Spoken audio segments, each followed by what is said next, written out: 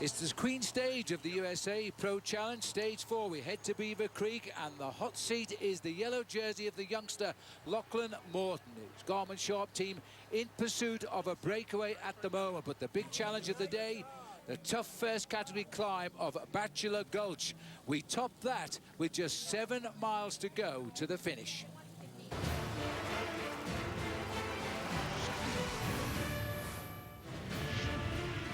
Yes, hello and welcome back. Day 4 of the USA Pro Challenge. The riders leaving Steamboat Springs at midday today, bound for Beaver Creek. 103 miles on the stage presented by United Healthcare. That's where we're going, and once we get to the top of this climb, we might have a clear idea of who will win this race.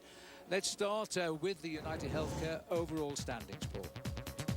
Yes, well, it's the same for the last couple of days. We've still got Lachlan Morton leading by a mere 2 seconds ahead of Matthias Frank of Switzerland. Peter Sagan in third place, looking for 11 seconds. But I think it might be a difficult day for him. TJ Van Garderen poised in fourth place, 11 seconds back. And I think in an ideal situation. In fact, that 10-man group has just split up just moments ago. There's 5 leaders now. Yes, there were 10. They got away after 5 miles today. The best placed in this group is Tony Gallopin, just 41 seconds behind that race leader's yellow jersey, and the only man in this breakaway threatening the destiny of the lead. It's going to be an interesting chase, as they can't afford to let Gallopin stay out there all day. We've already gone over some minor climbs. We're on the third, fourth category climb of the day.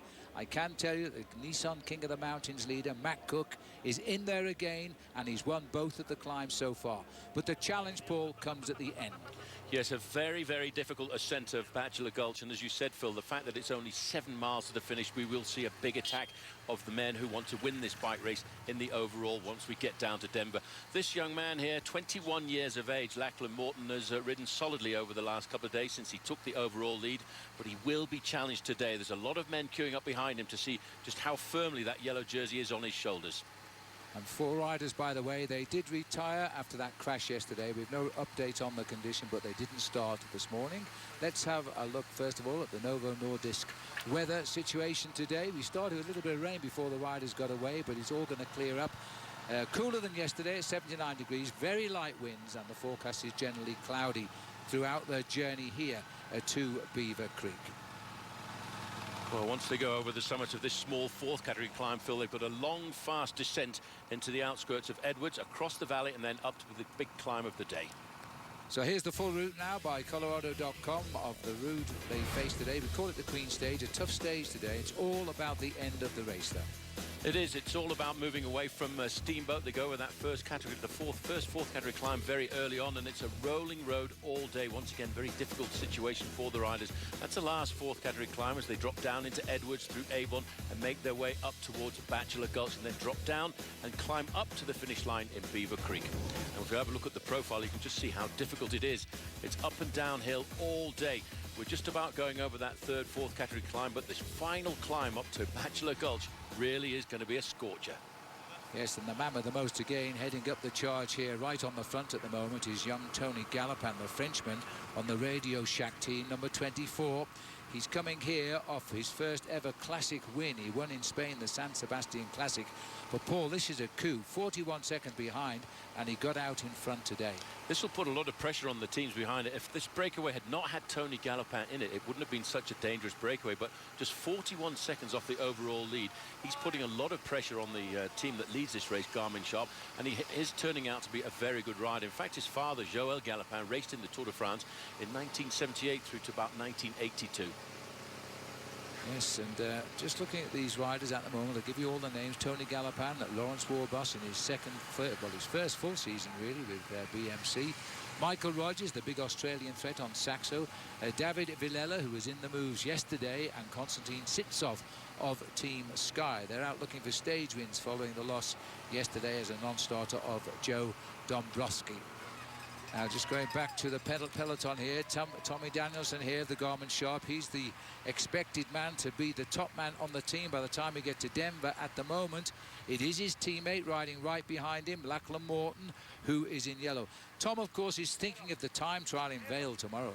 Everybody's thinking about that very difficult time trial, 15 kilometers or 10 miles uphill, moving away from Vale up to the top of a dead-end road, and it really will be a big tester.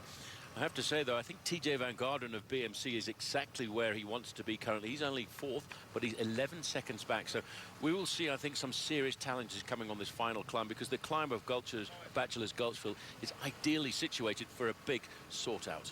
Well, this is a long climb up to this climb. We're riding on Colorado Highway 131 for a long time today in the Yampa River Valley. There's TJ Van Garderen. He is another man who has said in print overnight he wants to win this race. He's happy with where he sits just now.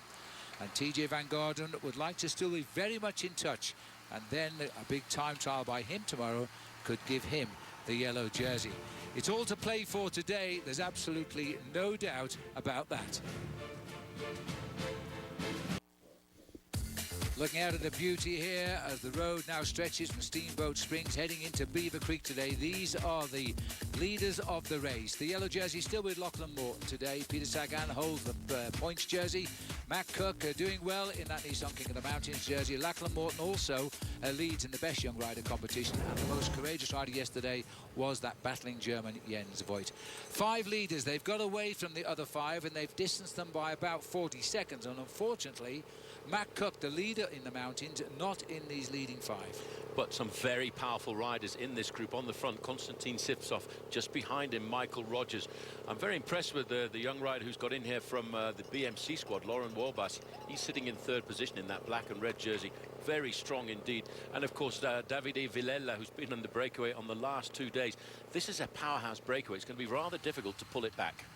Well, looking back in the peloton here, Lawson Craddock down there riding in the Best Young Riders jersey. He's sitting 5th overall in this race, and again, one of the riders on the Bontrager team, which is managed by Axel Merckx. And this morning, we were privileged to have our cameras in on the team meeting. Big day today, longest or hardest day, I would say, of the Tour of Colorado. Let's try to keep it the same way that we've done for the last couple of days, which is to protect Lawson, Wilson. Try to make it as long as you can, as far as you can. James, we've agreed that when the climb starts, that you try to stay with them as long as you can, and then if you're the only one left, you come and get balls, especially before Bachelor Gulch, so we can get the last time of a feed zone over there. Everybody else is free to go in the breakaways from the get-go. In the beginning, it's a good opportunity. I think it's a good stage today. If you're in the breakaway, just remember to eat and drink lots. And then, if you're not in the breakaway, like all the days, I look at you, Ryan, because it's always you coming for balls. But let's try to rotate a little bit. It's a hard day today. You can't ask one guy to do the same thing over and over. BMC is going to have to control the race at some point, especially with the time trial tomorrow. I mean, TJ has big chances to finish or to win the race if he doesn't lose time too much today, or if he gains time enough. So anyway, we don't have to look at them. We just have to look at ourselves. Make sure that you're in good position at the bottom of the climb. Anybody that's in that group, Rings, Wilson, James, and Lawson, and then see what happens in the climb. Yes, well, the climb is still ahead of the race today. Axel Merckx, they're guiding a bunch of future top riders in the world of professional cycling for sure. And at the moment, Lawson Craddock sits 5th overall in this race, just 18 seconds off the race lead. They haven't got a man in the breakaway today, so they'll all be doing what Axel's explained to them in that big pack, because there's every chance the big pack will catch up before we head up the climb of Bachelor Gulch. Crucial staging point today. It's just 7.4 miles to go over the top. Just over the top of this small climb, we're out on Colorado Highway 131. It's a 4th category climb, and just going over the top in front there was Tony Gallopin, followed by Sivtsev and Michael Rogers. But these boys aren't in the Nissan King of the Mountains overall standings. So this is a good result as far as Matt Cook is concerned, although he was with this group and had won both of the climbs before. He's now trailing at around about 40 seconds back in the rest of this breakaway. They split up under the impetus of number 18 there for Sky. Now, if you were watching our coverage yesterday, you might remember that their top man, Joe Dombrowski, had to retire from the race. He didn't start yesterday, so Sky changed their tactics, and now they're hunting for stage wins. Yesterday, I had a man in the breakaway. It didn't work out for anybody, as it happened, because they all got swept up. Today, they're trying again with Sipsov on the right there in the black, and he was the man that launched an attack lower down this climb to try and split the break. He did that. Now with these other 4 strong riders, they've got a chance that they might survive to the top of the climb in Beaver Creek.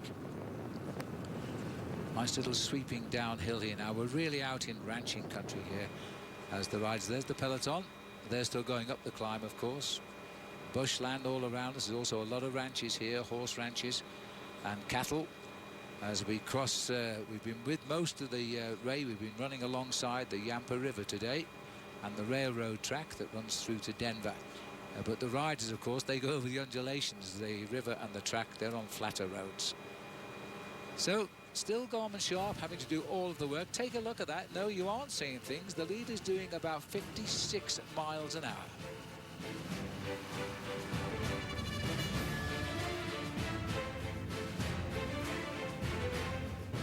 Well, the barren terrain here. We're racing across. Down below is the Yampa River. We found it when we came into Steamboat. It's following us now as we head towards Beaver Creek. And the riders here now, the 5 leaders, Galapan, Warbass, Rogers, Bilela and Sipsov, are the 5 men who've just left the others behind. And in fact, we have just seen picked up some of that breakaway already by the chasing peloton. Big danger here is number 24 when we catch a glimpse of him. There he is right on the front, working with most to gain. That is Tony Galapan. He started the day 41 seconds behind Lachlan Morton. And the situation now, of course, with his gains at the moment, he is a virtual leader of the race on the road. So you saw a 6-mile marker go past there. Well, it's 6 miles to a change of direction for the race. We come down to a junction down the bottom of this road, crossing in open land. Occasionally we get these small 4th category climbs. Well, as the riders head towards us, we are at the finishing line, and just outside of my commentary box is Steve Schlanger. Hi, Steve. Hello, Phil. Hope you're doing well today. I know Garmin's doing well at the front right now, and I spoke with their team director before the start today, Jonathan Vaughters, and he said that the key for them is they want Tom Danielson to gain time because he'd feel a lot more comfortable if Danielson is on even terms with TJ Van Garderen going to the time trial tomorrow.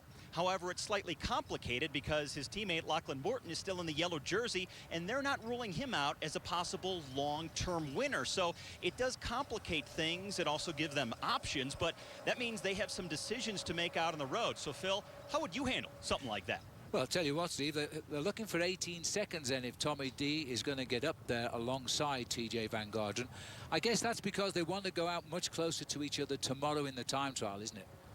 Yeah, absolutely. They want to get the read of the road. They want to make sure that he doesn't have too much time to make up because it's not a terribly long time trial. Vaughters was estimating maybe 20-30 seconds could be gained or lost, but it's just that nervous anxiety factor that they don't want to have to deal with trying to make up time on TJ, who Vaughters suspects will be very good in Vail tomorrow. Great, thanks very much, Steve. Well, tomorrow is the time trial. It's a hilly time trial as well, so it could be very, very interesting indeed. There's the man of the moment, though, and he handles his age of 21 very well with all of these world-class cyclists around him. Lachlan Morton, happy his team's on his side today. He doesn't tell us much with his face, does he, Lachlan Morton? Paul, he really is a very adult man for his young age. Yeah, very confident, I have to say. We're looking now back at the 5-man leading group. Tony Galapan is doing an awful lot of pacemaking here to keep the pace nice and high, because strangely enough, despite the fact that the gap tumbled to about 2.5 minutes about 15 kilometers ago, since this group has split, the 5 riders have gone off the front. They've actually stretched their advantage out again, Phil, to 4 minutes. That's putting a lot of pressure on Garmin Sharp. Yes, and when you think about it, you know, the 2 leaders of those 2 teams, really, we're thinking of TJ Van Garderen is the man in the red jersey of BMC. He's the man they expected to ride a big time trial tomorrow. Man closest to him is the on-form Tom Danielson. He's on Morton's team. Those 2 men are separated by about 18 seconds, and that's maybe a little bit too far for the time trial to bridge. Well, it's a short time trial, only 15 kilometres. Tony Galopin putting his hand up there. That's and to indicate to the race referees who are driving behind him in a car that he wants some service to come from his team car. So the team car will come forward, and I'm certain that's to take on board some liquid. And some advice and tips as to how far ahead they are. Is this 5-man split, which has been forced open. I just can't hear anything coming out of the course there from Kim Anderson, but nonetheless, this is a great move by Radio Shack. It's a very good move by Radio Shack. Kim Anderson coming up there to pass on board. Probably at this stage of the race as well, a few liquid gels as well, because it's very difficult in this tough part of the course down towards the end to a little bit further back. There's Jens Voigt in the most courageous rider jersey, and that was, I think, very well voted yesterday, because Jens, what a performance, just caught it 3 kilometres to go. Yes, and yesterday after he was interviewed, you know, he went behind in front of the crowd and he spent half an hour getting his photograph taken with his fans. And I think that's why everybody likes Jens Voigt. He makes himself available to the people who come out and watch him around the world. I think he told me the other day he has raced his bicycle in 31 different countries throughout his career. And they just can't give it up. He signed a contract for next year as well, when he'll hit 42 years of age. The peloton, though, are livening this up now. Yes, they are going downhill, so the momentum will give them that long straight line, but they're racing now at about 50 miles an hour in pursuit, but primarily of those 5 men up front.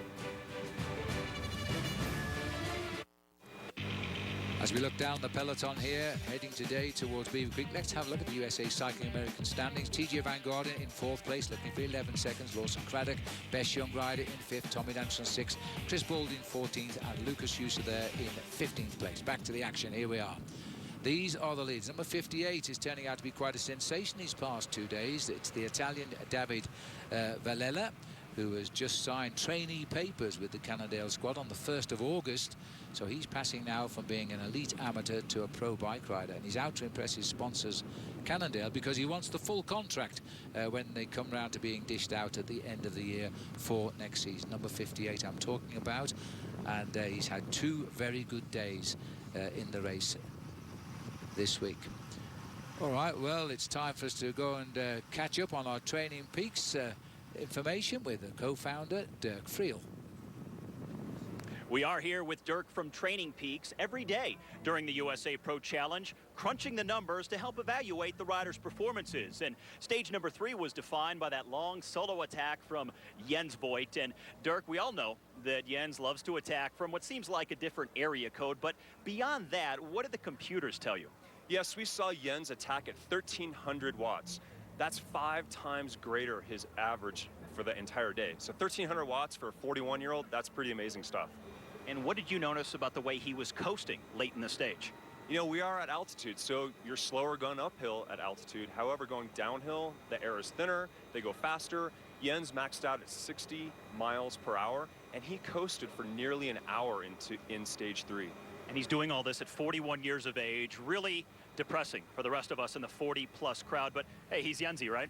Yes, definitely a unique individual, and we'll see more of him to come. Yes, thanks very much, Dirk and Steve. We're looking at Peter Sagan, who won his 2nd stage out of 3 possibles yesterday. And what a great win it was, too. Sadly, we left behind in a ruck 4 riders, primarily in a mass pile-up, and they all retired today. So we've lost the sprinters of some of the teams, which is a real sad situation. It's particularly Kiel Reinen of the United Healthcare, who finished 3rd on the first day, went out of the race in that crash. Well, it's as well that there's not too much wind, Paul, and that the weather is kind today, because this is a barren stretch of the Colorado Mountains, isn't it? It really is. Once they drop down into the valley, though, where we start to see a completely different scenery. In fact, on this side of the valley, it's a lot drier than on the other side of the valley, which seems to be the side which picks up most of the snow during the winter months and has become the haven for many people when they come skiing to this part of Colorado. This breakaway, once again, went clear very early on, and I was actually surprised to see Tony Galopin, the rider on the front who's doing most of the pacemaking, getting into this move. But what it does is it makes it a very, very difficult breakaway to monitor. That's the profile that we've been through so far. When you have a look, we've done a lot of undulations, but that big peak down towards the end, that first category peak of Bachelor's Gulch is going to be very difficult, followed by a technical descent down the other side. It is. It's only lying just behind Beaver Creek itself, and Beaver Creek is up a hill. It's given a third category climb right to the line. You may remember last year it was Jens Voigt who did win the stage last year. He tried so hard yesterday, got caught in sight of the line yesterday, but Jens won last year at Beaver Creek up the climb. And so he knows it pretty well. And when you're fighting for the first place, that makes a third category mountain feel like a first category one, I would imagine. But I think the fireworks, Phil, will actually come on Bachelor's Gulch, and I would be very surprised if we don't see the attacks coming from the Colombian team, because the Colombian team have been sitting in the wings. They've been waiting for a stage like this with a climb right down towards the end of the stage. Well, this is no longer a normal stage now, with a real candidate for final victory in Denver getting into the breakaway of the day today. They've eliminated from 10 down to 5. There's the American champion, Freddie Rodriguez there. Just looking at him at the moment, back in the peloton here, a long way down it by the look of it too. Just saying that with Tony Gallopin up there now, this has brought a different aspect to the whole thing, because now they're going to put the pressure on Garmin Sharp to chase down that breakaway. So as we watch Lee Fast Freddy on the back for the moment, he'll be looking forward to Denver, where he wouldn't mind winning the stage there in the state capital. We'll take another break. Rejoin us here very shortly. Looking down at the peloton, the boys in blue, they have one man in yellow. He's tagged at the end of his full team. The Garmin Sharp boys in pursuit today. They've nobody up front, but the man they want back in the pack before we get to the climb of Bachelor Gulch is Tony Gallopin, the Frenchman, 41 seconds off the overall lead, and right now is ahead by 3.5 minutes. So there we see, just out of the back there, one of the riders on Team Jelly Belly, that's Ian Burnett. Now, Team Jelly Belly, well, it's more than a delicious sounding name, and a few of the team leaders spoke about riding for the second longest sponsorship in US cycling. I'm Freddie Rodriguez, also known in the cycling industry as Fast Freddy. My name is Alex Hagman. I've been with the Jelly Belly Pro Cycling team presented by Kenda for 3 years now. Jelly Belly has been involved in sports cycling for 14 years.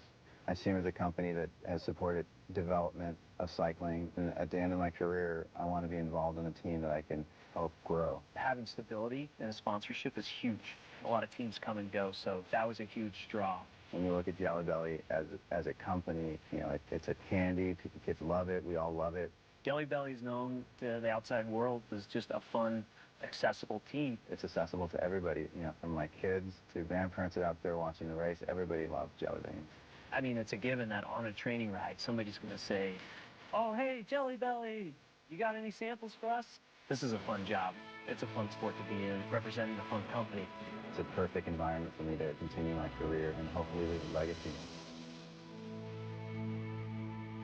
What a great team that must be to be part of, a real happy-go-lucky bunch of guys, and they can deliver the goods on certain days as well.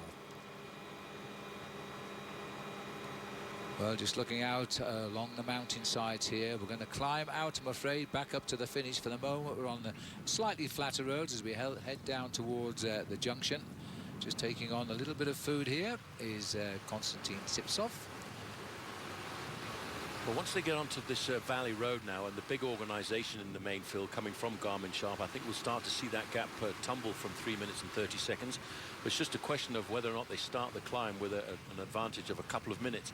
We will see the accelerations coming from the main peloton on the slopes of that first category climb, Bachelor Gulch, because I think it's one of the critical points, the most tactical points that we've had in the race so far. Just looking there at Alex Hagman, one of the Team Jelly Belly riders here.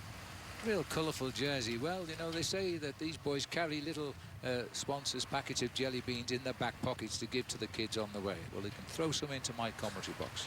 They certainly can. One of my favourite teams anyway, because their product is very nice and tasty, and they are the team of the American national champion, Freddie Rodriguez, who at 39 years of age made a big comeback to the sport.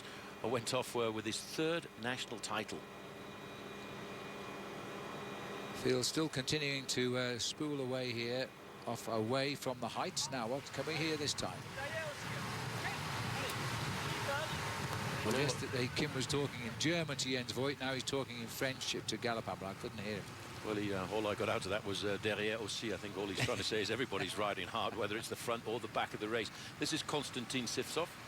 He was a member of the Tour de France team this year with Chris Froome.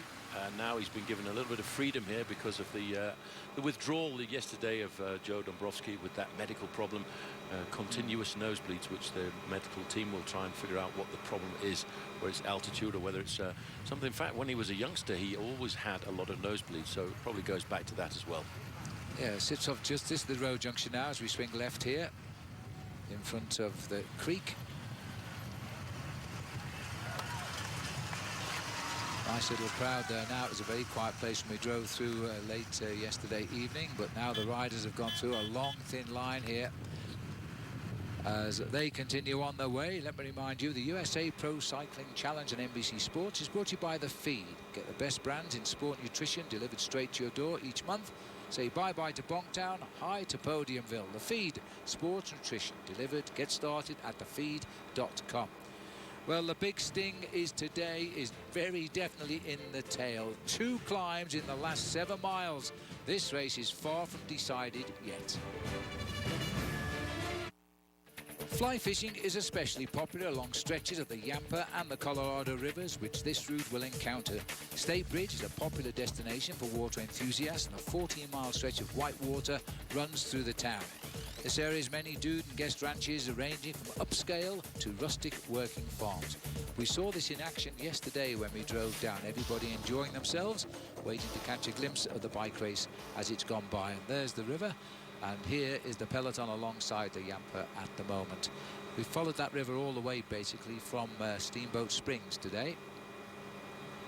And the peloton still being headed up by Garmin Sharp. Well, the boys in blue know they've got the work cut out. A little bit confusing for them, really, Paul, because they've got the yellow jersey on their young man, who may be capable of winning this race. They believe that their best strength still lies with Tommy D. And now they're being forced to do all of the chase because of Tony Gallopin up front. Well, this is psychological warfare going on here, Phil, between Team Garmin Sharp and Team BMC. And don't discount the defending champion. He's just 2 riders in front of the yellow jersey. They're Christian van der Velde, because he's still right up there in the overall standings. He's in 17th place at 46 seconds. And he's coming back from an injury. And I think as we go day by day, he's actually getting stronger.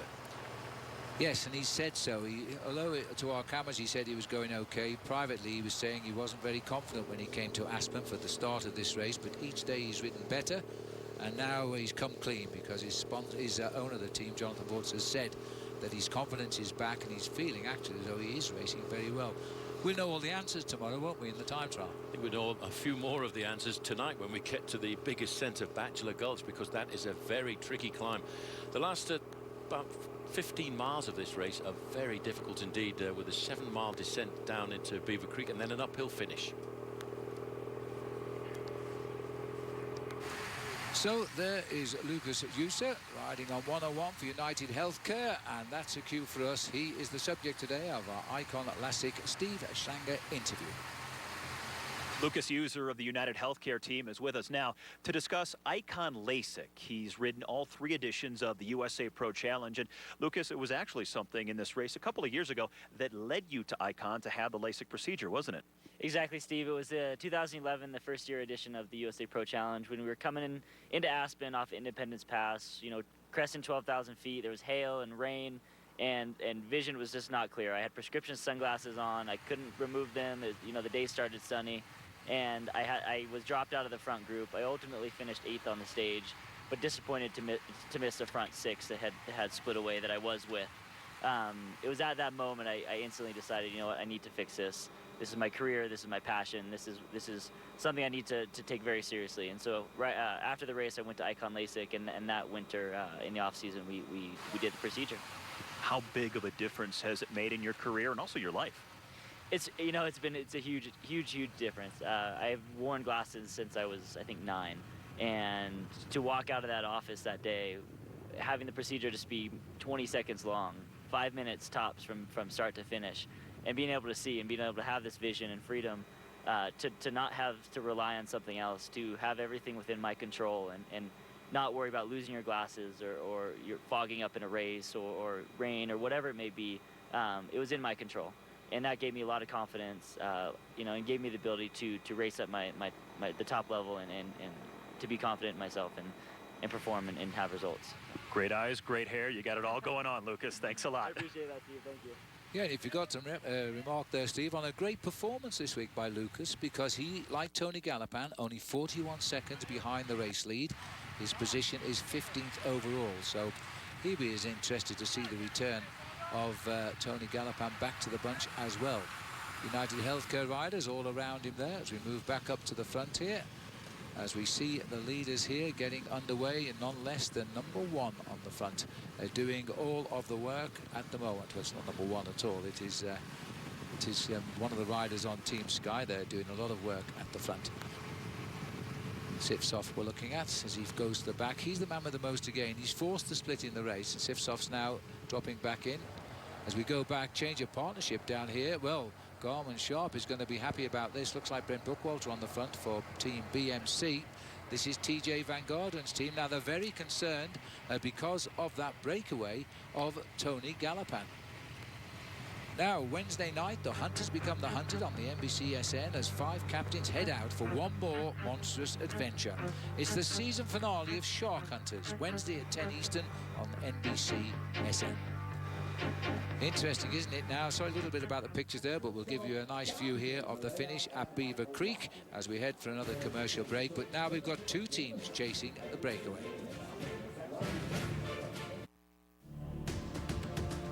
I mean, it's always an unknown racing at altitude. It's the long, arduous climbs that go at really high altitude. It changes a lot. It's definitely very, very difficult. It's very unique, you know, with obviously the altitude being a big factor. There's nothing else that goes up that high for that long. You have to stay with the group, but you also have to stay in your own personal limits. At high altitude, sometimes it's hard to know where that is. You see some spectacular explosions, guys just really blowing themselves up. Headaches, nausea, sleeplessness, restlessness, all these are symptoms of altitude sickness. I was pretty nauseous already at the altitude. I was trying to hold it in, but it just came out. Oh, jeez. What happened? I mean, I know you threw up. Like a split second, 2 big bars. Yeah, I saw that. It's not a very pleasant feeling because you can't put out the same power at the altitude. You know, it's just a horrible out-of-breath feeling, and you seem to go slower and slower the higher you go up. If you're not really used to the altitude, it makes it much tougher. Your legs just feel heavy. It's hard to just breathe. It's actually bad to say that, but when you fall in a car, you have like headaches because of altitude. I mean, I've been sleeping in an altitude tent for the past 3 weeks or so. So, I mean, I've been hoping that that'll help. It's going to be an incredibly tough challenge, and we're all looking forward to it.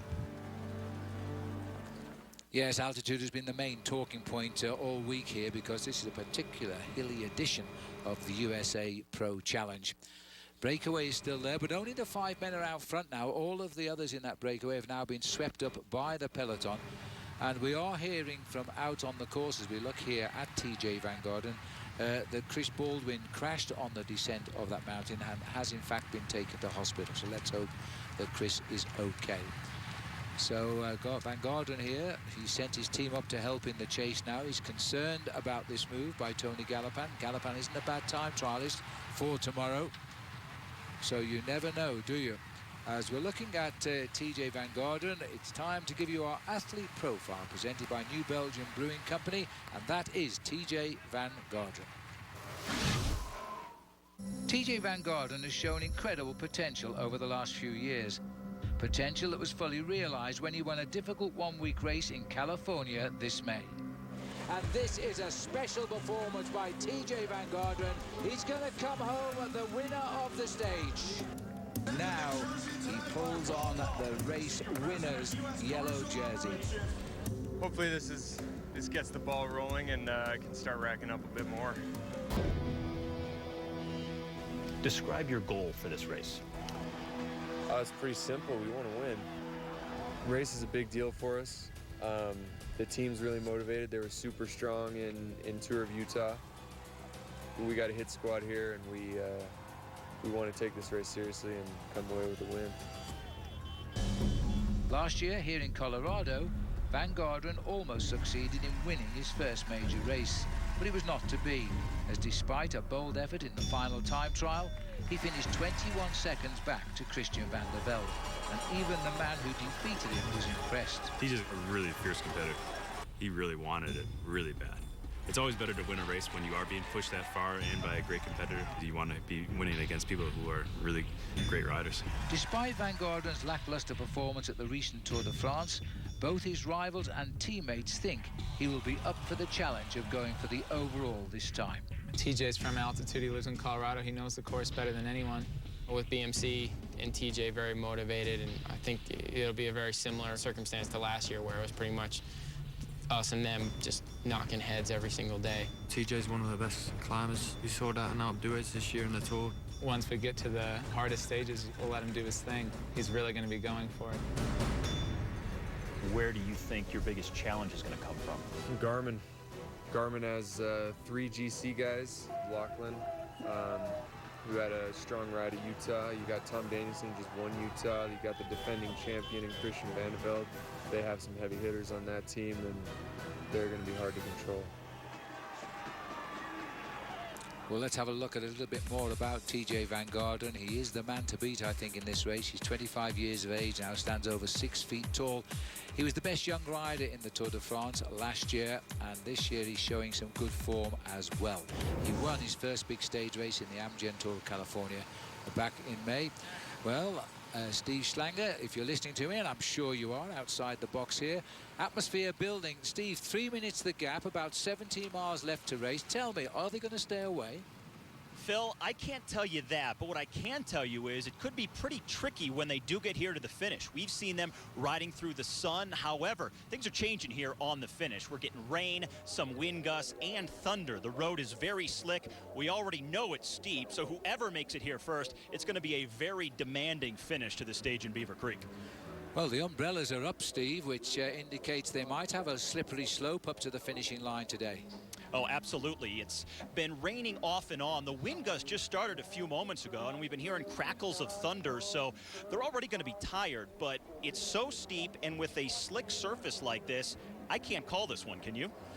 Well, at the moment, it is touch and go. There's no doubt about it. But, you know, TJ Van Garden just told us, and he's right, it is a battle of the two teams. Garmin Sharp for Tommy Danielson, TJ Van Garden on Team BMC. That is the way it's panning out. But at the moment, they're friends because they've got to catch the man out front.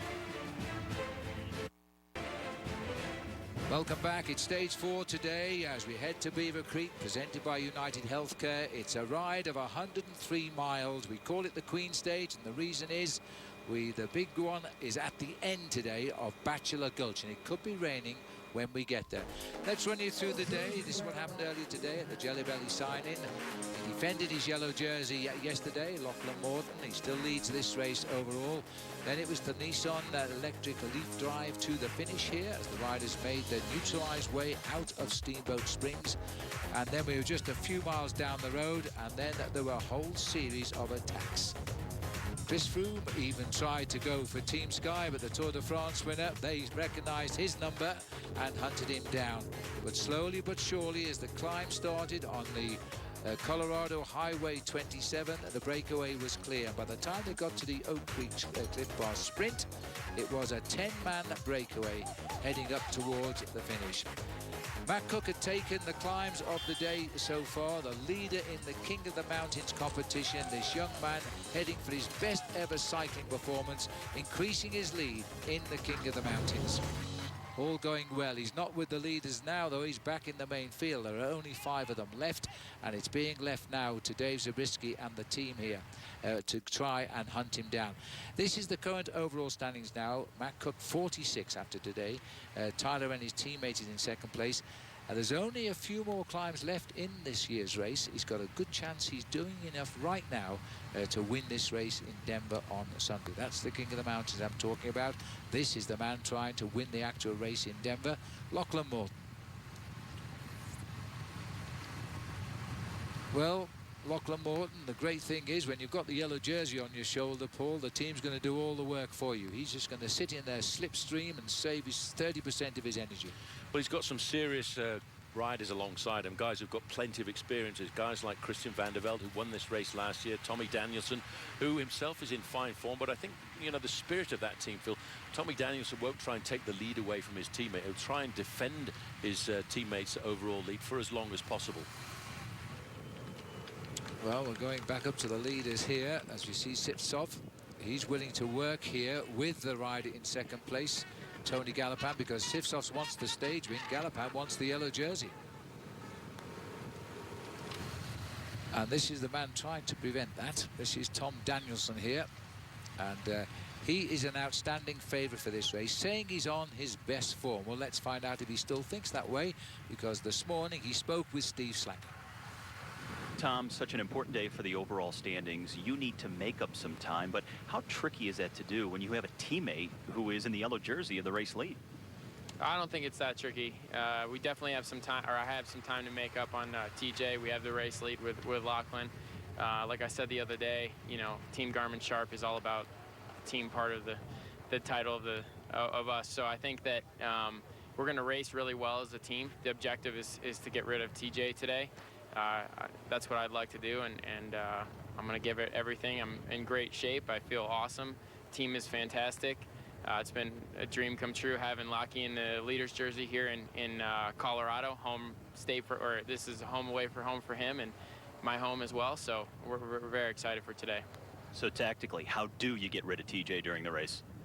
I guess he's not watching this interview. So you go uphill fast. You go uphill really fast. So it's going to hurt today. I'm prepared for it, but I had a good practice last week in Tour of Utah. Fantastic experience there, and ready to do again here. How important would it be for you to wear the yellow jersey in the time trial tomorrow?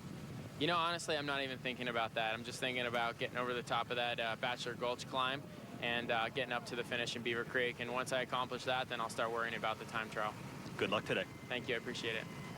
Well, there it is, the showdown on Bachelor Gulch, which tops out to 7 miles from the finish. And at the moment, the rain is coming down right into the valley there. There's the peak, number 1. It's a first category climb. We plunge down, but it's not all over.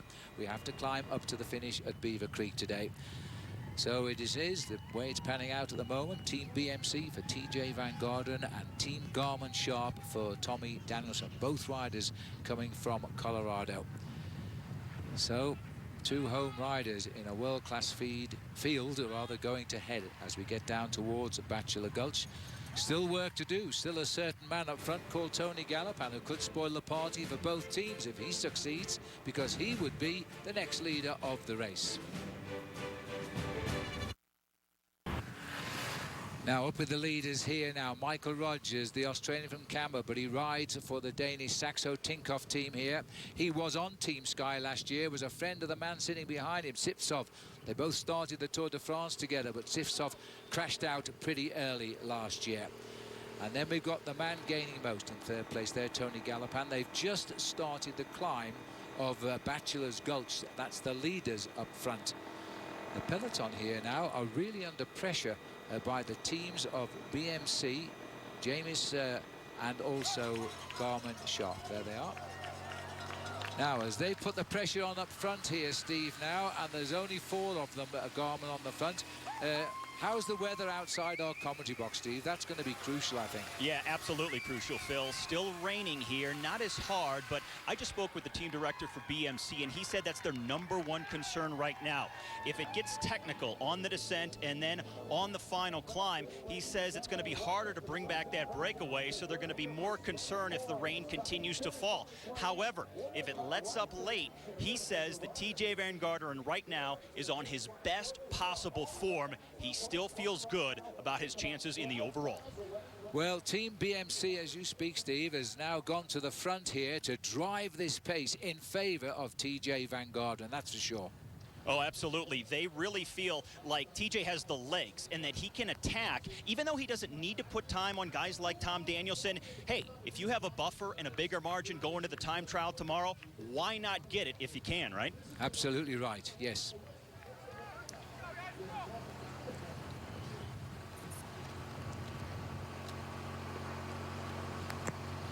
Warning signs here, Paul, that's for sure, because the men in black are the Colombian team, and they've moved their man. Atapuma is the rider we expect to start to show his colours here. Big test moment now for the man in yellow, because, yes, he's in the yellow jersey, but he feels as though it's on loan for Tommy Danielson, his team captain.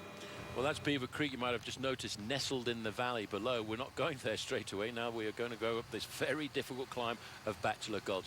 The question marks are, can Lachlan Morton defend his overall lead here this afternoon? He's got the team to do it. Guys like Tommy Danielson will do everything they can to make sure this youngster is feeling confident, and he won't be in a situation where he'll panic. He knows how strong his team is, but not a surprise now, Phil, to see the Colombians in those black jerseys moving to the front. They make climbing look so beautiful. It really is a work of art the way these guys climb.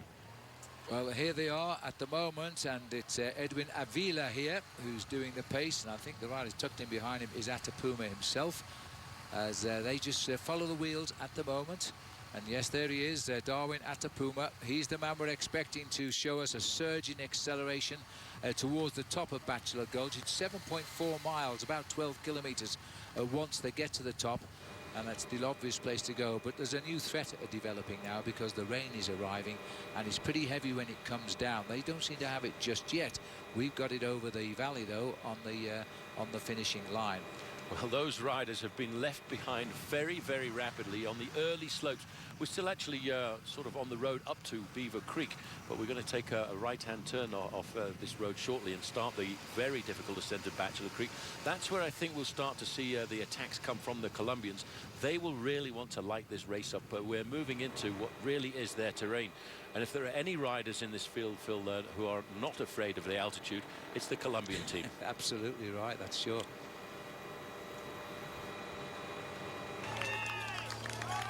Well, here comes the change at the front now. The Colombians have reshuffled the pack here. They've decided that it's time to just see what they can do as they've started to attack. Greg Van Avermaet was the rider on top. Michael Rogers gone from the breakaway as we switch up the road here. Now, this is an interesting move. Rogers has got some good form this year. The man from Canberra in Australia. Let's see if we can show you that move again. And this is how he did it. Galopan was setting the pace. For some reason, Rogers has decided this is the time to accelerate. Galopan looks over and says, what happened there? As he's allowed him to run here. Now, Galopan racing for the yellow jersey. Rogers is not a threat to that yellow jersey. As he continues now to push on the pressure, that's a whole new change at the top now, as the riders from Colombia have taken up the chase. This is developing into an interesting finish. Well, there's our drift camera's aerial view. We look across the top of the mountains here as we head now towards Beaver Creek, and more importantly to the top of Bachelor Gulch, where it's all going wrong for Tony Galopan. He's been left at the back of the five here, along with David Villela, as to up front you can see the riders in the remnants of this leading group. Lawrence Warbass in the red there, accelerating. 1.7 miles long this climb. We top out 7.3 miles from the finish. So Galopan, so much to gain, and it's not all lost yet, but it will be shortly, Paul. Another 25 seconds, and he'll have lost his lead on the road. Yes, I think he'll get picked up very rapidly, Phil, because there's a lot of power in that main field. I can see how nervous the Colombian riders are. They're coming into their terrain. They want to light this race up. The Colombians are leading around the corner. Atapuma is the rider in second position. He's an exceptionally good climber, and we're now going to start the steep part of the climb. They will take advantage, Phil, I think, of the steeper gradients to try and launch the attack. But there's two races going on here. You've got guys who want to try and win the stage here this afternoon, but there's a big challenge going to come to the overall lead of Lachlan Morton. Garmin look to me now to be getting themselves back into control. Now, this is what we expected. This is showdown at Bachelor Gulch for sure now. It's the big men who fancy the chances to win in Denver who are playing their cards right now. It looks as though Warbass might be struggling. No, he's got on.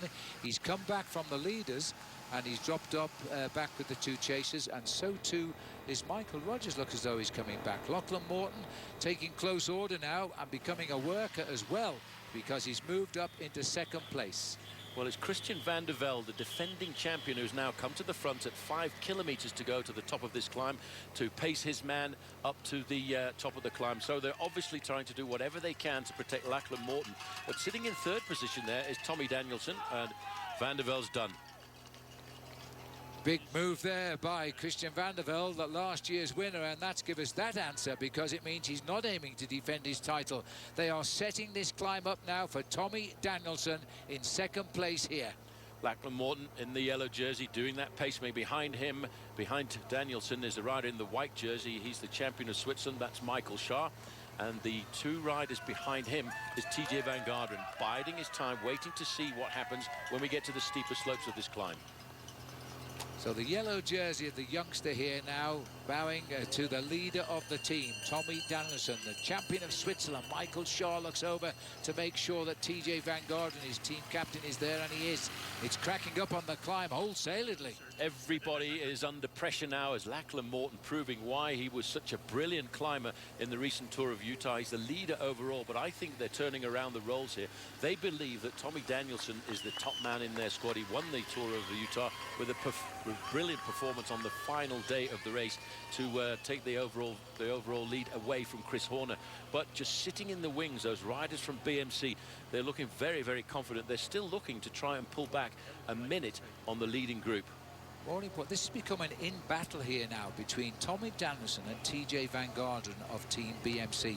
Danielson has said he wants his time back before the time trial. He's currently 18 seconds further back than TJ Van Garderen. He wants to get time on TJ today. Michael Rogers, the man that caused all of the problems here, still heading up the charge on Bachelor Gulch. Well, at 33 years of age, the rider who hails from Canberra in the ACT in Australia knows all about climbing. He climbed alongside Alberto Contador many, many times in the Tour de France this year. So Danielson now at the front end of the main field, and Morton's gone. Well, Morton made the pace and has gone, so a new leader now tonight looks possible here. Tommy Danielson, he's got his arch rival TJ Van Garderen, the third man in the line here. Now, at the moment, the next obvious leader of this race at this moment is Van Garderen. Yes, Van Garderen fourth overall at the start of the day, only looking for a mere 11 seconds. So Danielson's going to have to do something very special if he wants to try and take the yellow jersey to his put on his own shoulders. But as you can see, TJ Van Garderen sitting there in third position. He's still got a teammate up alongside him. The rider behind in the black and lime green jersey of Cannondale is Damiano Caruso. He's their man for the overall tip. Now, this climb at Bachelor Gulch in kilometres, just on 3 kilometres long, just under 2 miles. And Michael Rogers is heading the charge up. Once they were 10, and now they're down to 1 man left in the action of this breakaway. And Michael Rogers is going for the stage win. That's his prime objective because he's 6 minutes and 4 seconds behind overall, and the rain has started. Well, that, Phil, is going to make it very, very tricky on the descent. And this is a technical descent off the top here of Bachelor Gulch. And there are 1 or 2 difficult corners.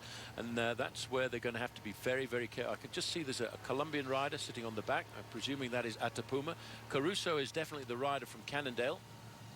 Well, what I can say, Paul, when you see a group of 8 strong men break clear here, one of those 8, I think, will win the Tour. But I'm just hearing from race radio there's been an attack, and there it is. Hanier Acevedo's gone. Well, that's why the Team Jamis were doing all of the pacemaking a little bit earlier on, because they know how well this rider of theirs can climb, and that's why they were trying to set it up for him. He was 3rd overall in the Tour of Utah, and he climbs like a magical man. Yes, let's see if we can show you that again as he started the move here. He just saw Tommy Danielson go across, and then he gave a typical Colombian mountain climber's acceleration there. Remember, it was Acevedo who won that wonderful stage in Greater Palm Springs on that cauldron of the tramway, where it hit 124 degrees Fahrenheit, reflecting off the road. Now he's in the rain, and he's in a very different part of America. He certainly is. It's not the same climb as it was, not the same conditions either, but he's made the attack we were expecting. It's actually TJ Van Garderen in person who is taking up the chase behind him. Now, the move has come from Acevedo. His team expected it, we expected it, but he's resisted here. They've countered the move, and they're slowly putting him back in his place. Well, there's another rider in difficulty off the back end of that group. Just looking down, TJ Van Garderen and Tommy Danielson are still locked in together there as they continue on this climb, but that group is getting very, very small just now. This is shadow boxing at its best on the climb of Bachelor Gulch. The last really big climb of this year's challenge, and where they know time can be gained and lost. And Team BMC, Paul, have got 3 riders here. Well, they've come with a very strong group of riders, BMC. They were looking to protect the man in 4th position there, and that is TJ Van Garderen. Well, Matthias Frank is also still here for Team BMC. He's the rider we saw win on day 2 of the race when he raced into Breckenridge. Well, you can see the power of BMC. Tommy Danielson now is completely isolated. He's the only rider from Team Garmin Sharp in this race, in this group. So obviously he knows he's going to get challenges. And TJ Van Garderen, Phil, by the way, doesn't really need to attack, because from this group he's the best placed rider in the overall standings and probably the best individual time trialist. Looking forward to the time trial tomorrow around Vale. And of course, if he does get the race lead, which at the moment he would do, he would start last in the time trial tomorrow, which means he knows the times everybody is doing in front of him. That's a great advantage. Is he going to do the double and win the Tour of California and then this USA Pro Challenge as well? He'd never won a stage race in his career until he won the Tour of California, and now he could be on for the double. That's a little bit looking too far ahead right now, I think, but we're getting a very select group of maybe 5 riders in a moment. Yes, you can see the damage that's continuing to be done there, while Michael Rogers is still riding on his own at the front end of this bike race, but he's not far away from having some riders up alongside. That's Matthias Frank. Number 36 is the rider who was in that breakaway very early on, and that Warbus is doing a lot of work for the team. I think quite a find here for Team BMC. Rogers ploughing a lone trail, looking for the stage win. He's lost 6 minutes and it's unlikely to pull that back, but he was 3 times a world time trial champion. He could be climbing back up the overall situation. So as Roger continues on now, this is the chase group.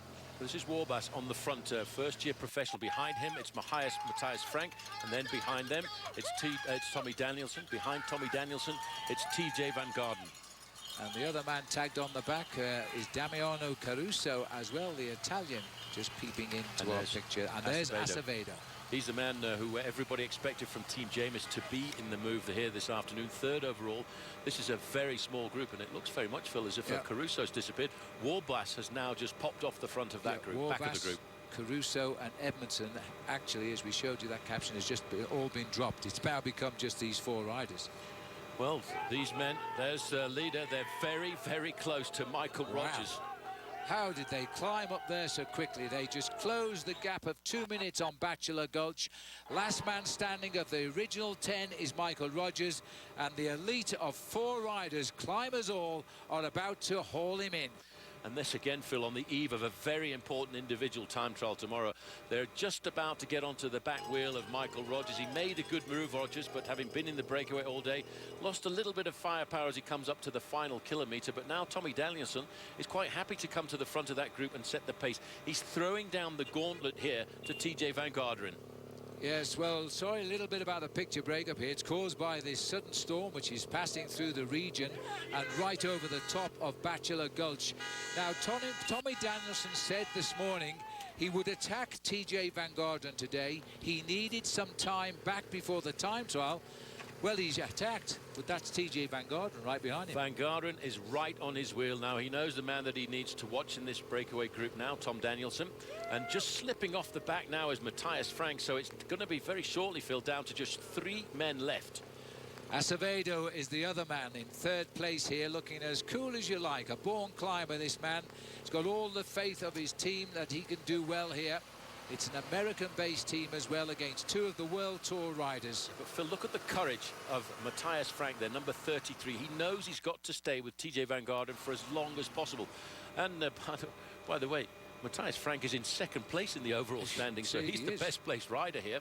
Although he keeps hovering just off the back of that group. He wants to stay in contact, not for his 2nd place in the overall standing, not to get the yellow jersey, but to be close as possible to TJ Van Garderen. That's right. Frank started the day 2 seconds ahead of this man, the yellow jersey of Lachlan Morton. So he's the man in the lead at the moment, but he's cracking up front, I think.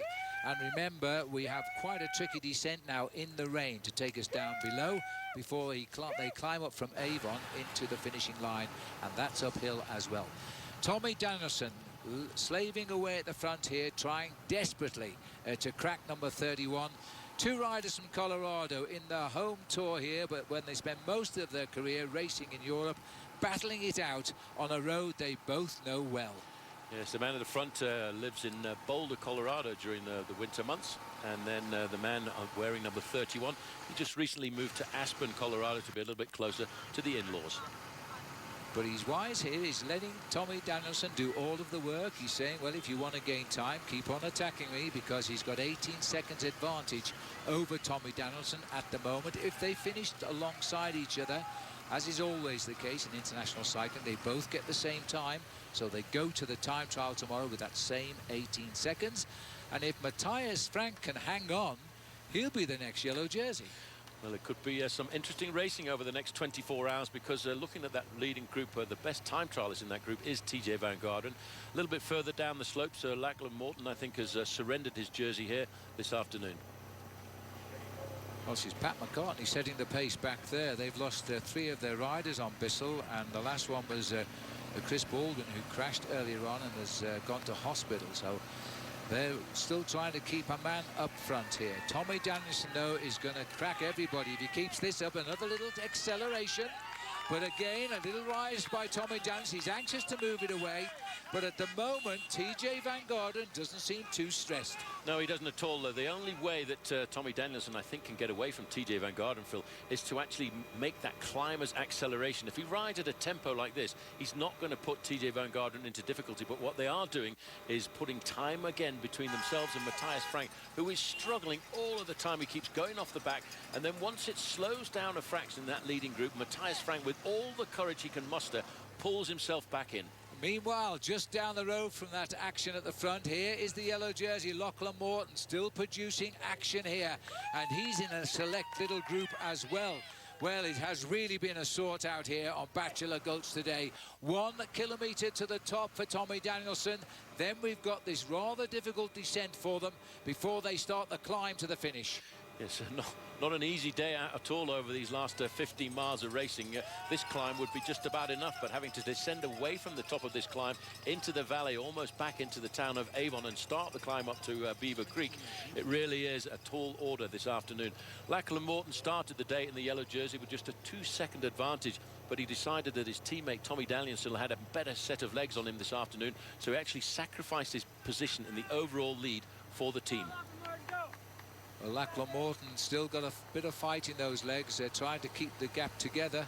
Is Michael Shaw, another rider on BMC and the champion of Switzerland there. And just tucked in behind him was Team Radio Shack's Sir George Bennett. Looks like Matthias Frank has gone this time. I wonder if he's got the ability to come back on the descent. If you remember, he put in a very, very good descent a couple of days when we went down into Breckenridge. And he's only about 700 metres, maybe less from the summit, so he's got a chance he will rejoin before the climb up to the finish. Well, Tommy Danielson's done everything he promised today, and that was to hit TJ Van Garderen, prove himself the leader of Garmin Sharp, and hope to get rid of TJ. That hasn't happened yet.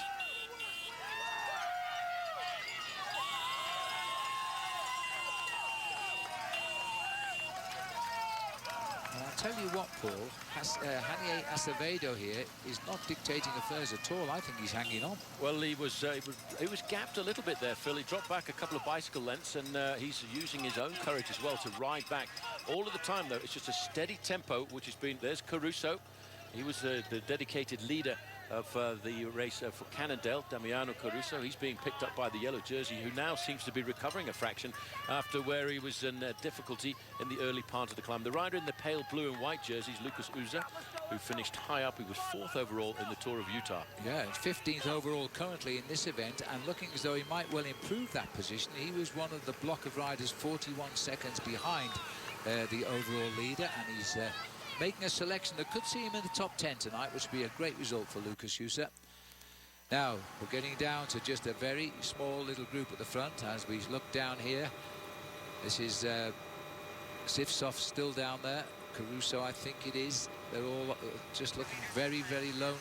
David Villeva, that was down there with Sifsov. As we come up towards the summit now, 200 meters to the top of the King of the Mountains.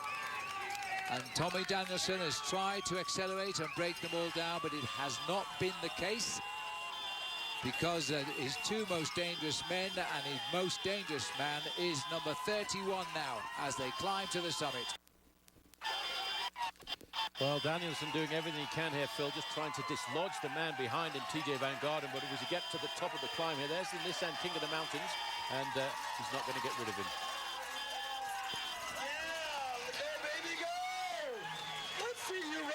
Tommy Danielson goes over the top. TJ Van Garderen, the two pre-race favourites, top the big climb of Bachelor Gulch, side by side. And for more money now, this is going down to a battle of the Vale Time Trial tomorrow.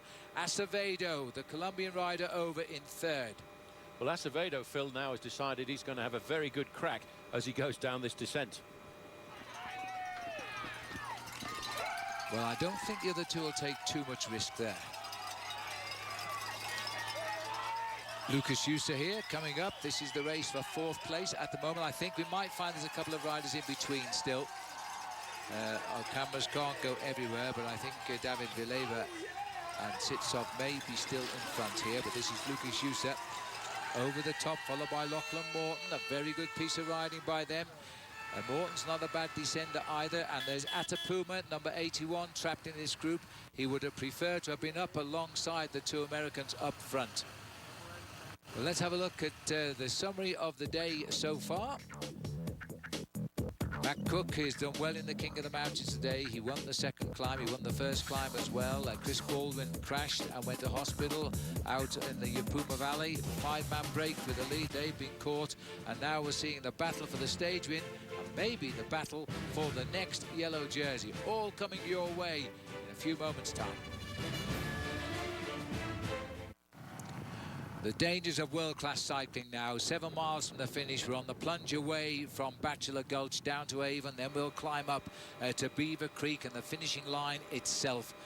And the race still being dictated to here. We're looking at TJ Van Garderen and Hanier Acevedo. And I'm waiting for the camera to find the rider in blue, Tommy Danielson. Is he in front or behind? I think he's behind. Two riders going clear. Tommy D, I think, has not been too happy with this descent.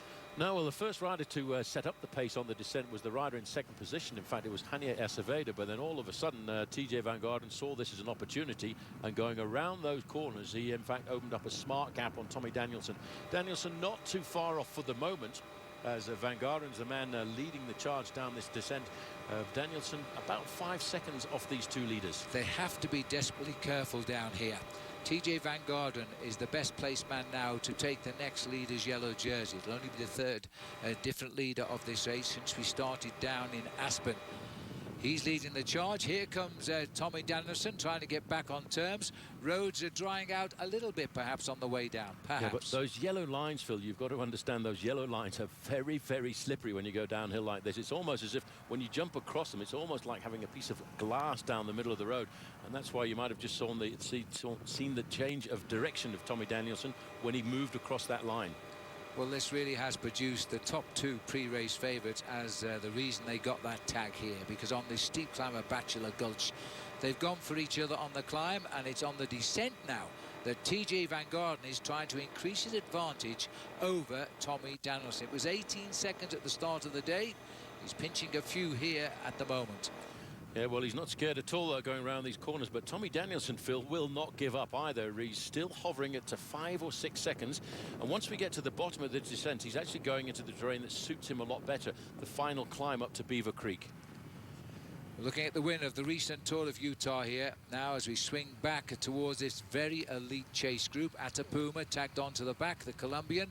He did try a little move, but it wasn't there. He got relegated to the back chase group along with the race leader who was doing his work for Tommy Danielson. Now Danielson having a job holding on to this Colombian-USA tandem as they try to speed away from him. Will continue to descend right down into Avon, which is the town at the base of Beaver Creek.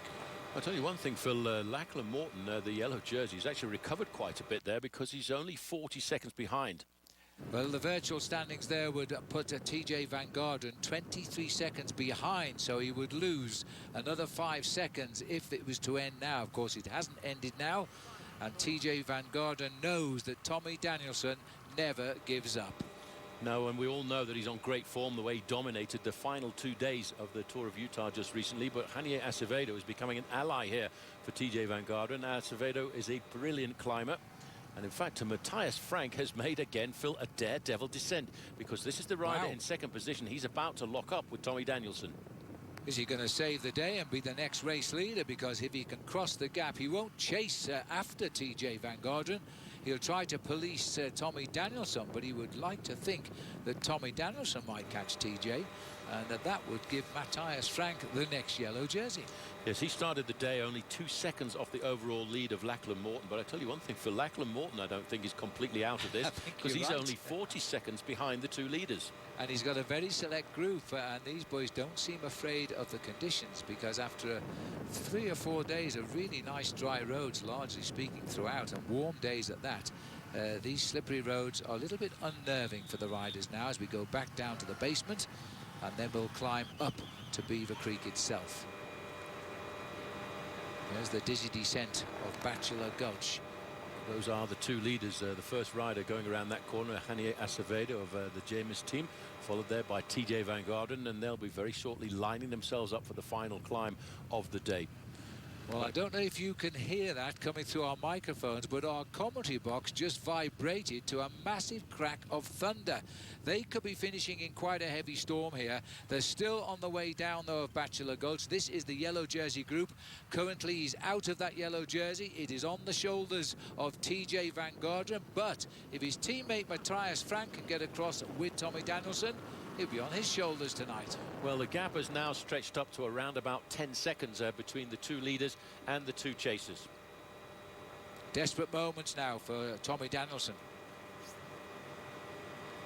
As we look down here, it's Acevedo, who is a real ally now of TJ Van Garderen. Now from Jim Haskell. What happens if a serious thunderstorm rolls in? It's a good question, Jim. Do the riders keep going? You bet they do. I've never known them stop for heavy rain. Occasionally snow blocks the road, but basically very little ever stops a bicycle race. And you can also tweet us your questions, and you can use 2 hashtags, either ProChallenge or AskPhil. Now, Acevedo's pushing on here, and TJ will not be too concerned. He'll be using him as a marker on the descent. Yeah, well, TJ Van Garderen had a big advantage over the rider from Colombia, Acevedo, at the start of the day, because Acevedo started, he was in that group with riders at 41 seconds. So Van Garderen's got a 30-second buffer over the Colombian.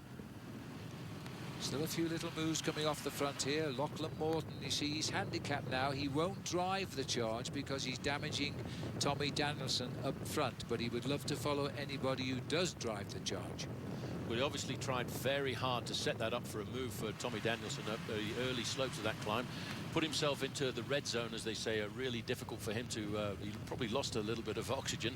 Then he recovered, and now he's starting to ride a lot better. But TJ Van Garderen now knows this is a good position for him to be in. He's a virtually yellow jersey on the road.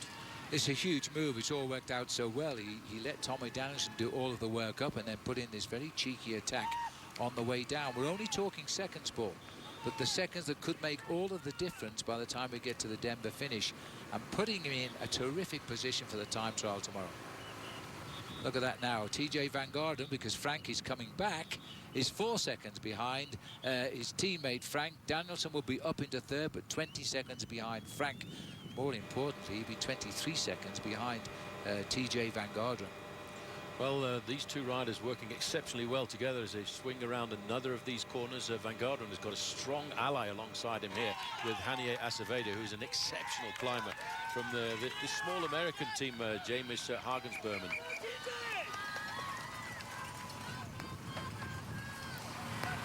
So just watching the climb here now.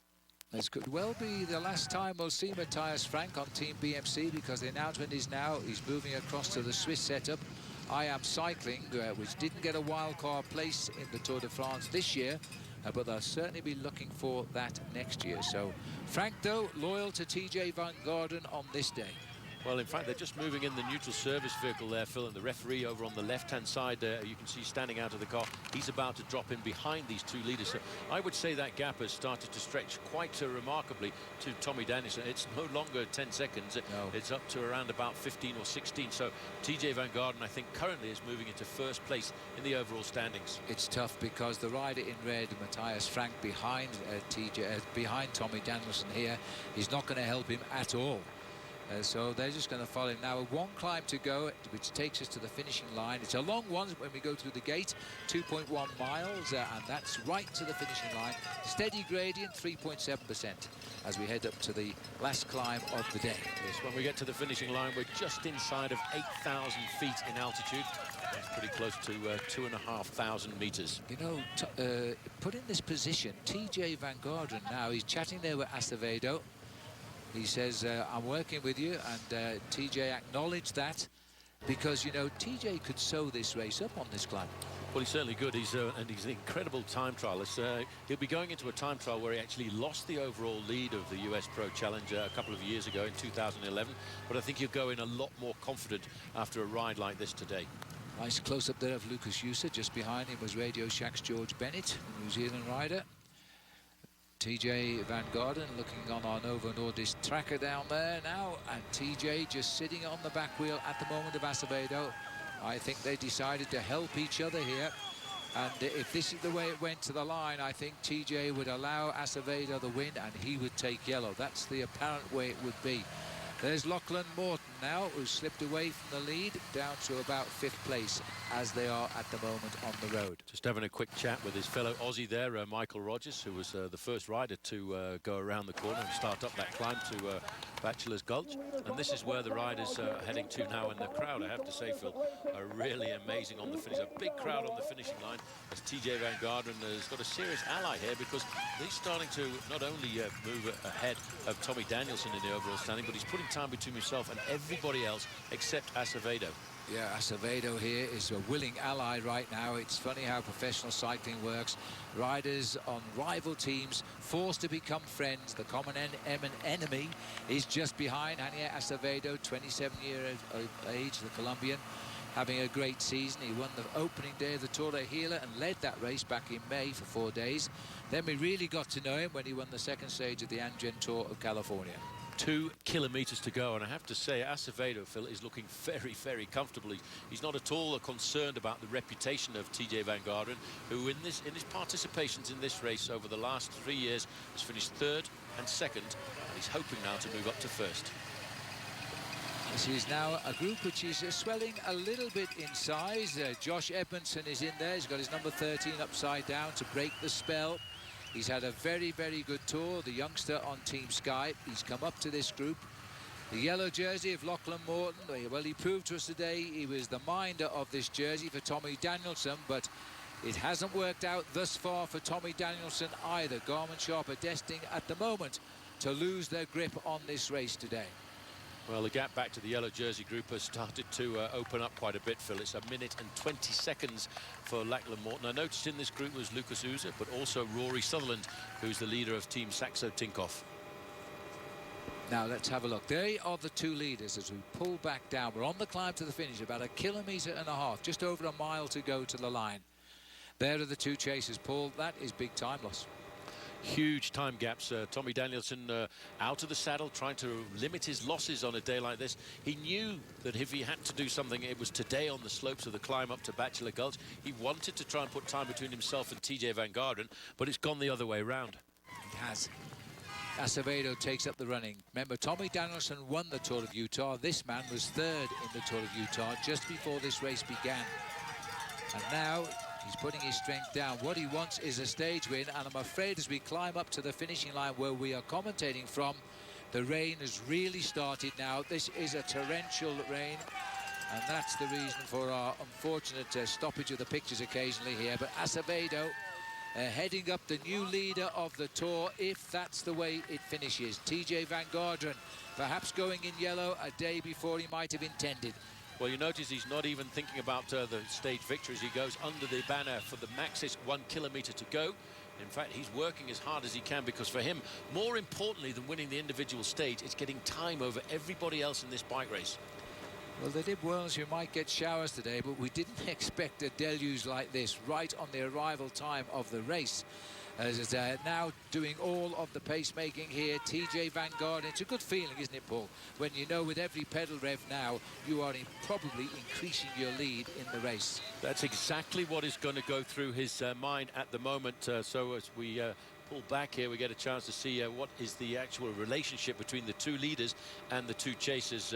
My unofficial time check here, Phil, tells me that's at 25 seconds on the road. Well, that'll put him 43 seconds behind overall on TJ Van Garderen. That's a huge gap for the time trial tomorrow, but the race of truth, we always call it. It is a hilly time trial from A to B. Just down the road in Vale. It's not very far away down the freeway, about 5 miles, 8 kilometres away, where the riders take part tomorrow in the time trial. This is now back in the group. Rory Sutherland, who won in Boulder last year on Flagstaff Hill. He earned him a contract on the Saxo team. Him wearing number 46 in the blue and yellow jersey of Team Saxo Tinko. Here are the two leaders, and all the time, I have a feeling that, you know, the amount of work that's been done by TJ Van Garderen, he's actually trying to force Acevedo to the front there. Acevedo, being a good climber, will have a good kick on the run in towards the finish, but we've seen TJ Van Garderen win many bike races. There's a little bit of a chat there, and I wonder if he is actually going to allow the Colombian to win the stage, having worked with him to build an advantage up over everybody else. What weather this is. Well, umbrellas are called for, I think. In fairness, I believe that Acevedo will win the stage, because I think he said, I'm not going to help you unless you let me win the stage. I think that's what he said. Let's see now. We're about to find out.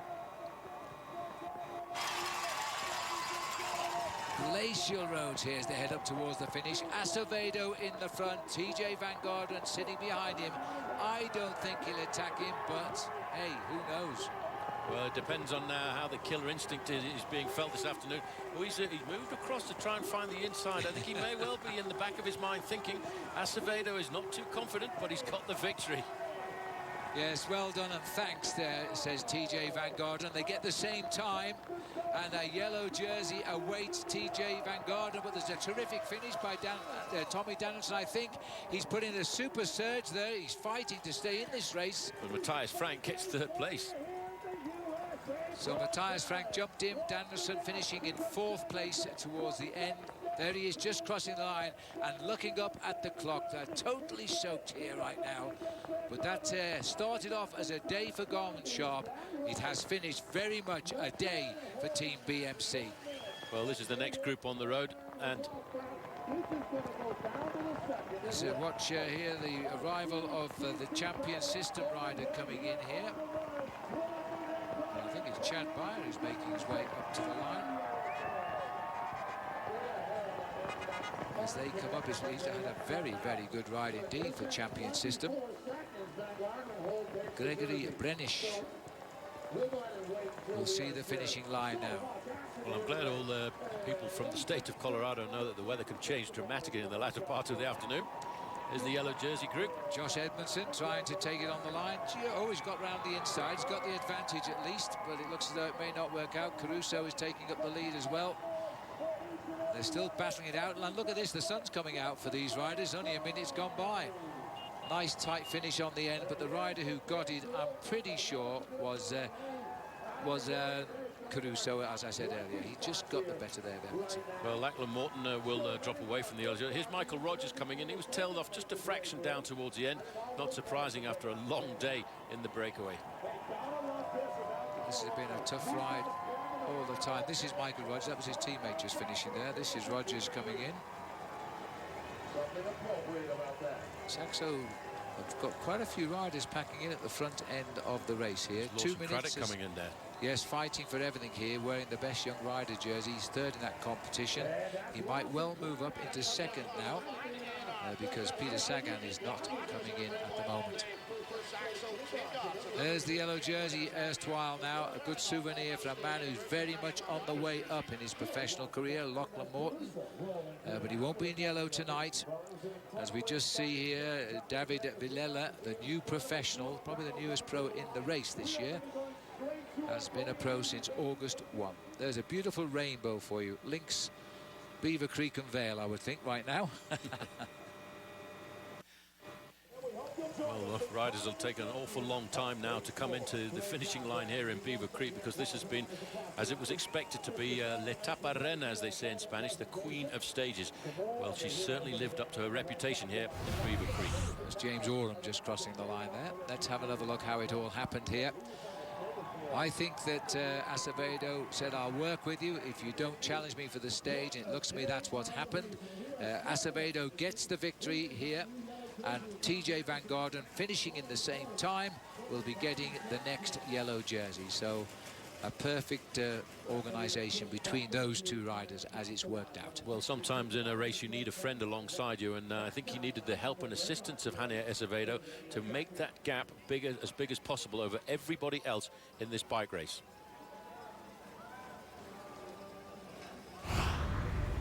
Well, it's ironic, isn't it? They finished in torrential rain. The riders are now coming up in sunshine. Let's have a look at the ones that are coming with our United Healthcare. The stage 4 results. Acevedo, same time as TJ Van Garderen. 13 seconds back to Matthias Frank. 22, which will put him 40 seconds behind TJ overall for Tommy Danielson. And Gregory Benes, 128, I think it was.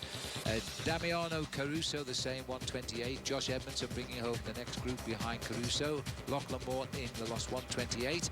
Michael Shaw, the champion of Switzerland, also on the same team as TJ Van Garderen, 9th. And Darwin Atapuma, I think he expected better than 10th. That's where he finished today. So Colombia strike in the mountains on Bachelor Gulch and arrive here first at Beaver Creek. We'll be back with all of the wrap-up in a moment.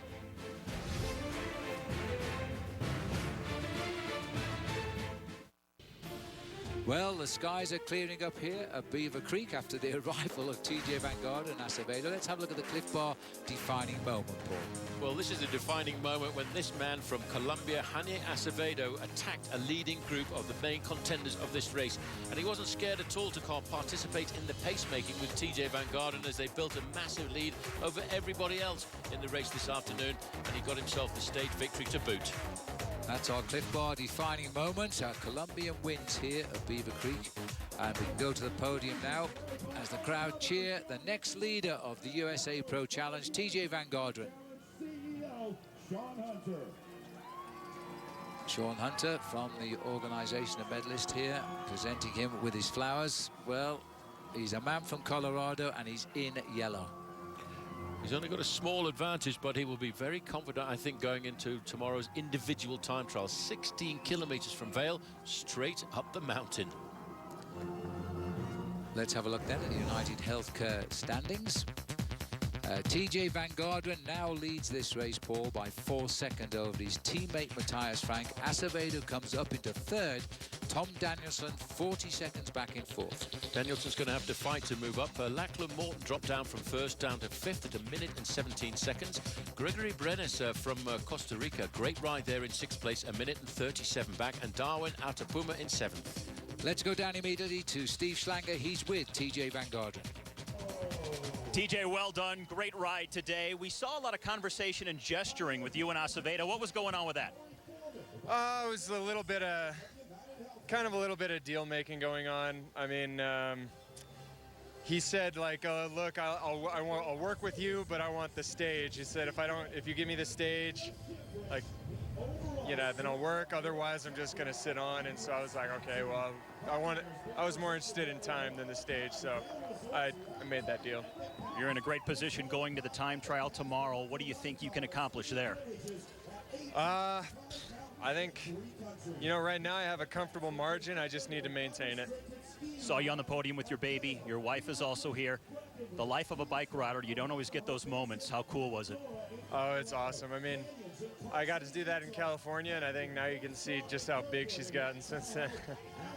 Congratulations. We'll see you tomorrow. Thank you.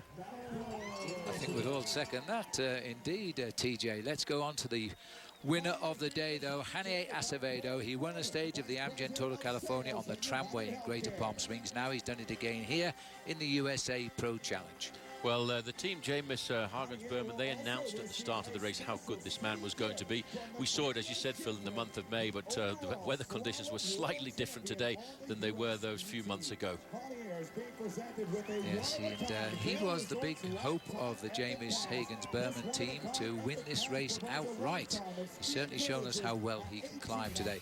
Let's have a look then with our Colorado.com stage map for tomorrow. It's a pretty simple one, Paul. Very simple indeed, Phil. We move away from Vale, straight up the valley on the South Frontage Road as we go to North Frontage Road. It's uphill all of the way through Bighorn Road. It's an individual time trial. It's an individual mountaintop time trial as the riders make their way up to the summit. We'll start to see big gaps again appearing. The profile, as you said, is also fairly simple as well, because you start in Vale, you just keep going up to a height and finish at 9,622 feet. Yeah, 1,500-foot increase in elevation as we race up to the summit finish. All the famous cyclists have ridden that course, including Bernard Hinault in the 80s. Been a great day. We started off by telling you it was the Queen Stage. It became a battle of the men who really believed in that, and the favourites of this race went head-to-head. And as we go into the time trial tomorrow, it's got to be now Advantage TJ Van Garderen for the victory in Denver on Sunday. Keep following our live action all the way as we head towards Denver. And here's the schedule for tomorrow. We're back with you here on NBCSN at 4 p.m. Eastern Time tomorrow. It's the Vale Time Trial, what we always call the Race of Truth. For a full schedule, log on to NBCsports.com. And for all race information, visit ProChallenge.com. Our apparel provided by Perlazumi. Stay tuned for the crossover with Michelle Beadle. That's next. From here at Beaver Creek, it's goodbye for now.